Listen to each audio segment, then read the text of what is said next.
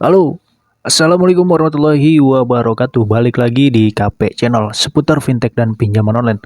Nah teman-teman, di video kali ini gue akan ngebahas ya. Kali ini pembahasannya mengenai rekening yang auto debit gitu ya. Ketika kalian gagal bayar di aplikasi EasyCash. Nah ini penting banget buat kalian yang telat bayar atau gagal bayar di aplikasi EasyCash.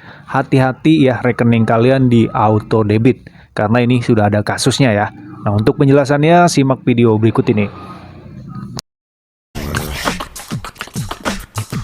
Oke teman-teman ya, di video kali ini gue akan ngebahas tentang masalah auto debit nih ya, yang ramai diperbincangkan ya dari grup kawan pinjol ya, dimana ketika dia gagal bayar di aplikasi pinjol legal ya, yang sudah beresmi di OJK. Ini adalah salah satu pinjaman online gitu ya, yang mungkin kalian juga sudah sering mendengarnya ya. Ini adalah aplikasi EasyCash teman-teman. Nah di aplikasi EasyCash ini mungkin bukan hanya satu orang atau dua orang saja ya. Ada beberapa nasabah yang mengeluhkan tentang adanya auto debit pada rekening nasabah tersebut ya, ketika gagal bayar di aplikasi EasyCash. Nah, sebelum membahas ke lebih rincinya lagi ya, gua akan membahas dulu tentang auto debit. Apa sih auto debit itu ya?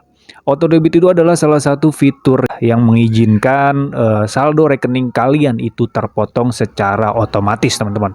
Di sini ada salah satu kasus ya dari kawan pinjol yang berkomentar di grup KP Channel itu ya, nanti fotonya atau buktinya gua taruh di samping teman-teman. Ya, dimana ketika dia gagal bayar di aplikasi EasyCash ya, kemudian dia mengeluhkan tentang adanya auto debit ini gitu ya. Nah, di auto debit ini dia menggunakan fitur pembayaran OVO teman-teman ya. Nah, di OVO ini si nasabah tersebut itu mempunyai saldo ya. Jadi ketika dia setiap mengisi saldo di aplikasi OVO itu ya otomatis terpotong oleh aplikasi EasyCash. Nah, kalian lihat di sini ya, nanti gua akan munculkan ya. Nah, kalian lihat di situ ada beberapa potongan ya, yang dipotong secara otomatis oleh aplikasi EasyCash. Sudah jelas banget di situ ya, ada namanya EasyCash ya. Kemudian dari pemotongan tersebut ya memang tidak seberapa sih ya, karena memang pada saat itu si nasabah tersebut saldonya ya cuma segitu gitu. Coba kalau saldonya jutaan pasti bakal kepotong yang ada di tagihannya gitu. Kalian lihat di situ dia memotongnya paling cuma 1.000, 4.000 ya. Mungkin itu saldonya, atau ketika nasabah tersebut ingin membeli pulsa di aplikasi OVO kan bisa gitu ya. Nah, itu secara otomatis dipotong oleh EasyCash atau yang kita kenal dengan auto debit. Kenapa bisa seperti itu, Bang? Ya, bisa teman-teman ya. Jangankan yang itu kan masih ribuan ya. Yang ratusan ribu, yang jutaan itu bisa di auto debit oleh pinjol ya.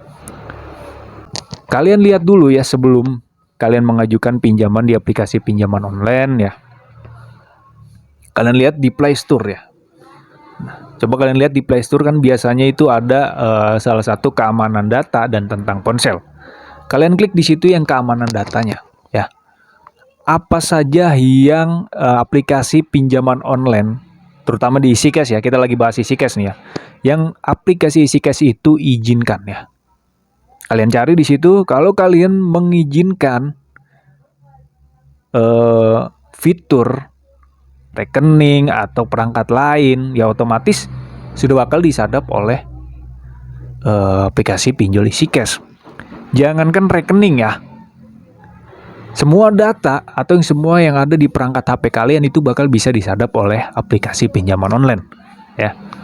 Karena pada dasarnya ya sebelum kalian ya mengajukan pinjaman ya di aplikasi pinjaman online, tentunya kalian akan harus mengizinkan gitu ya, terutama untuk mengizinkan kontak ya yang ada di HP kalian, kemudian ada galeri ya, ada foto atau video ya. Nah itu adalah salah satu persyaratan yang harus diizinkan gitu ya, supaya pengajuan persyaratan kalian itu di ACC ya.